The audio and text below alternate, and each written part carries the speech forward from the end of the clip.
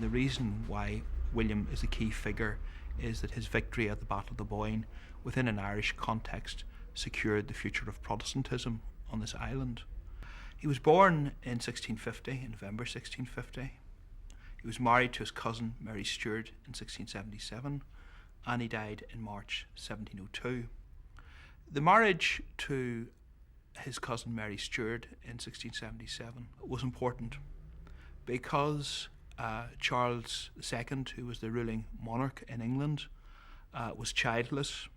The expectation therefore was that his brother James II would succeed, and as Mary was James's eldest daughter, in due course William was expecting to find himself married to the Queen of England. This scenario disintegrated in the course of James's reign because James II, William's father-in-law, married an Italian princess called Mary of Modena, who unexpectedly gave birth to a son. James's intention seemed to be to undo the work of the Reformation and to create a continental-style autocracy in the British Isles. This resulted in 7 leading English noblemen inviting William to invade England and to rid them of the tyranny of James II.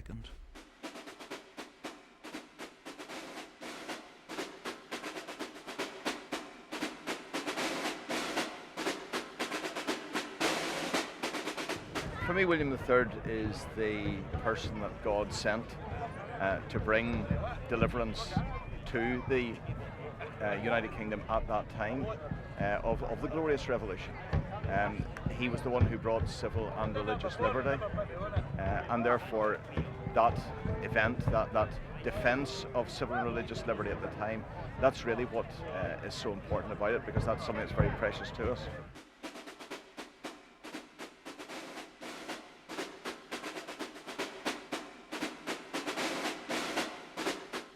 William invaded England in November 1688, and his progress to London was largely unopposed. In 1689, William and Mary were offered the crown jointly, and in return they subscribed to a document called the Bill of Rights, which was really a commentary on the reign of James II. Events in Ireland took a different course, whereas England rapidly moved over to accepting William. James II's Lord Deputy in Ireland, the Duke of Tyrconnell, did not lose his nerve. He suppressed all opposition to his regime in Ireland, with the exception of Enniskillen and Londonderry.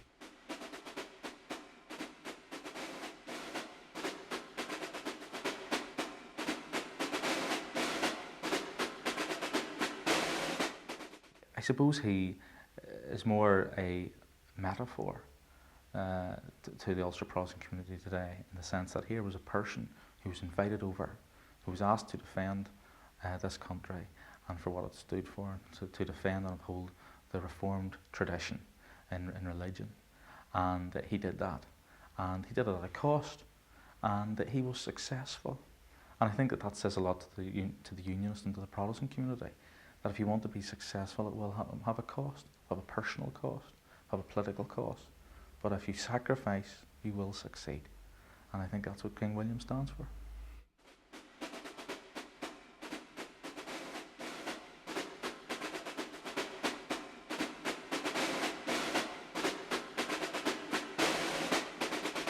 William and Mary represent the establishment of the Protestant religion. As the established religion, it signified the end of the divine right of kings and replaced it with constitutional monarchy. And it started the evolution of the power of the Crown in Parliament, but Parliament evolving as a democratic representative assembly. It was thus in June 1690 that William arrived in Carrickfergus, or certainly Belfast Lough, which was then known as Carrickfergus Lough, with a huge army. An army was assembled which amounted to some 36,000 men, and William was at the north bank of the Boyne within a fortnight of his arrival in Ireland, and on the 1st of July the Battle of the Boyne took place.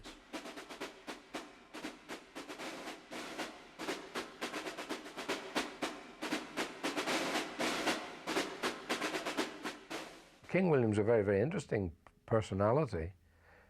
First of all, he had great health problems. He was very small of stature. He struggled with asthma, so he wasn't a very healthy person. He was quite frail. But he was also a very brilliant statesman. One of the reasons why he only spent two weeks in Ireland was there were other pulls on his attention but in terms of the great Protestant alliance that he had created in Europe to ward off the threat from Louis XIV of France. And so he was a man who was held in the highest esteem across Protestant Europe in terms of his statesmanship, his generalship, and his political acumen and skills.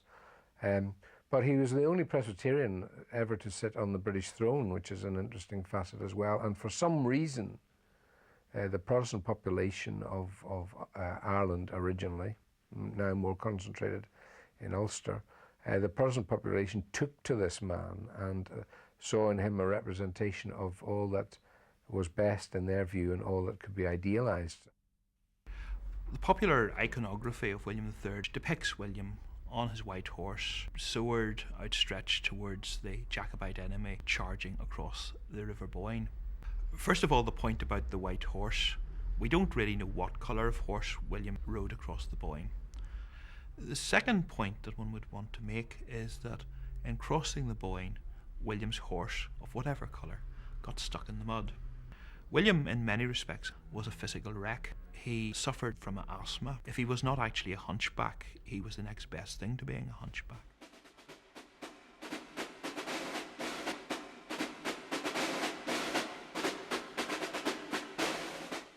He's an icon to many.